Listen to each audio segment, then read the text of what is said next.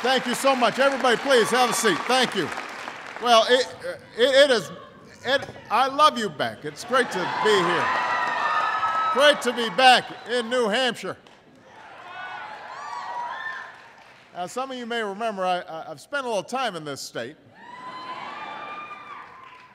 I've had beers at Peddler's Daughter. I manned the scoop at ice cream socials from Dover to Hudson. I've walked Main Street in Concord, and visited with folks in all 10 counties. I even once flew in the airport in Milan, which has got to be one of the only airports with a functioning wood stove. We spent a bunch of times in this gym, caused traffic jams several times, and just have a lot of good friends here in this state, here in this city, and here in this high school. So I'm just grateful to all of you for taking the time to be here. I've got a couple of special thank yous to say. First of all, please thank Tim Dining for the wonderful introduction and for the great work that he's doing day in, day out. I want to thank David Ryan, doing a great job as principal here at Nashville North.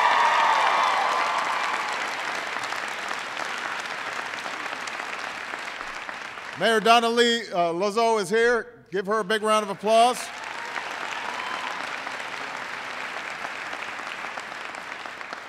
Your outstanding governor, John Lynch, is here. Give John a big round of applause.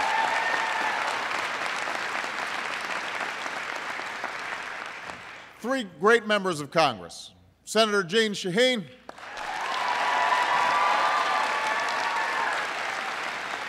Congressman Paul Hodes,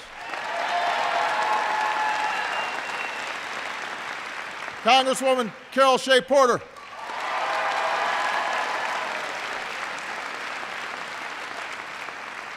and behind me I've got the outstanding administrator for our Small Business Administration, who hails from these parts, Karen Mills. Give Karen a big round of applause.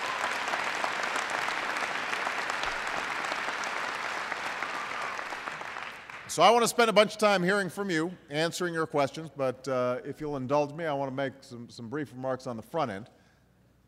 You know, I've had the privilege of getting to know people here in New Hampshire.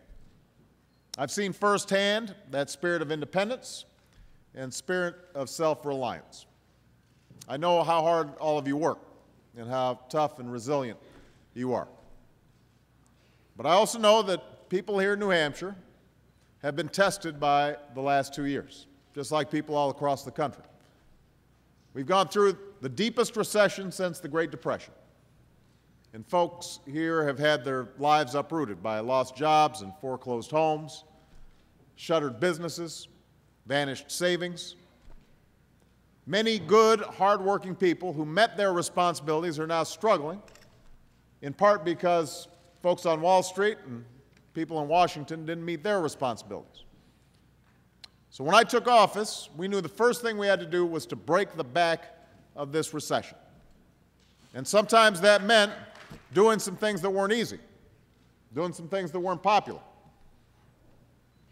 Lord knows it wasn't popular to prevent our financial system from collapsing. We had to throw a lifeline to some of the very firms that had helped cause this crisis in the first place, but it was the right thing to do, because if we hadn't taken those steps, the entire system could have gone down and taken our economy and millions of families and businesses with it. We couldn't afford that. And because of the steps we've taken, the markets have now stabilized. Nobody's worrying about another Great Depression like they were just a year ago, and the worst of the storm has passed. But I don't need to tell you, the devastation remains.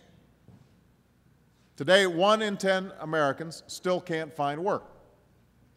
That's why jobs has to be our #1 focus in 2010.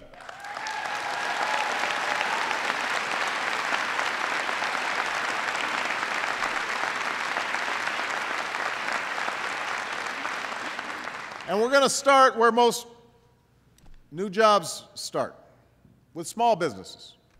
These are the companies that begin in basements and garages when an entrepreneur takes a chance on his dream, or a worker decides it's time she becomes her own boss. There are companies like ARC Energy, which I just visited before I came here. It's terrific. There you go. A little booster. Now, these folks are hard at work on a new manufacturing process for ultra-efficient LED lights that will make them more affordable for people all across the country and around the world. The technology they've created is the only of its kind in the entire world. They're this little business just on Amherst Street, but they've got the potential to revolutionize an entire industry right here in Nashville. Right here in Nashville. Now, small businesses like ARC Energy have created roughly 65% of all new jobs over the past decade and a half. So we need to make it easier for them to open their doors, to expand their operations, to hire more workers. That's why I've already proposed a new tax credit for more than 1 million small businesses that hire new workers or raise wages, and a tax incentive for all businesses, large and small, to invest in new plants and equipment. And while we're at it, we should eliminate all capital gains taxes on small business investment, so these folks can get the capital they need to grow and create jobs, and when they start making a profit, they can put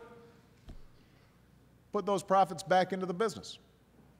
Now, that's particularly critical right now because bank lending standards have tightened since the financial crisis, and many small businesses are still struggling to get loans. And that's why today I'm announcing a proposal to take $30 billion of the money that was repaid by Wall Street banks, now that they're back on their feet, take that $30 billion and use it to create a new small business lending fund that will provide capital for community banks on Main Street.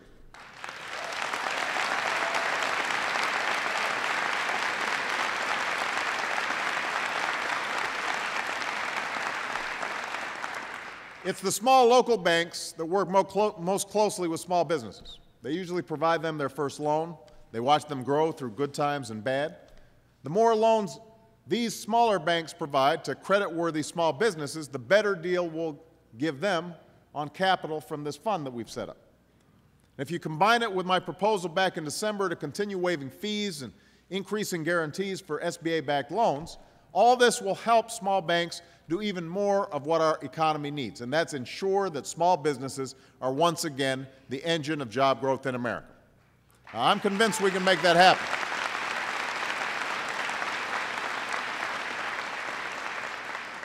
This is just one example of what we've been doing to create jobs this past year. As some of you might remember, last February we passed the Recovery Act, which had 3 parts.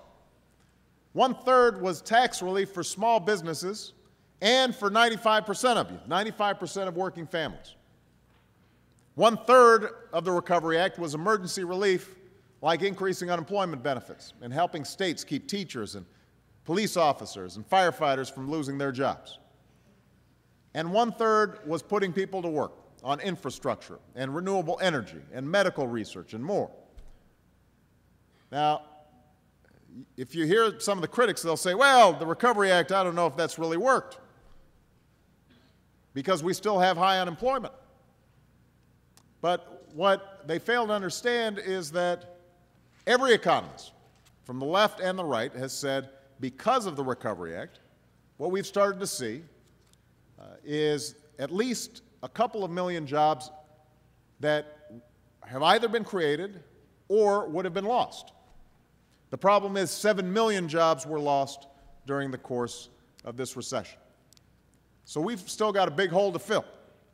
It's going to be absolutely critical that Congress acts over the next several months to make sure that we don't lose sight of the fact that even though the economy is now growing again, almost 6% last quarter, people have not started hiring again. And we've got to do everything we can to put people back to work because we need a sustainable recovery over the long term.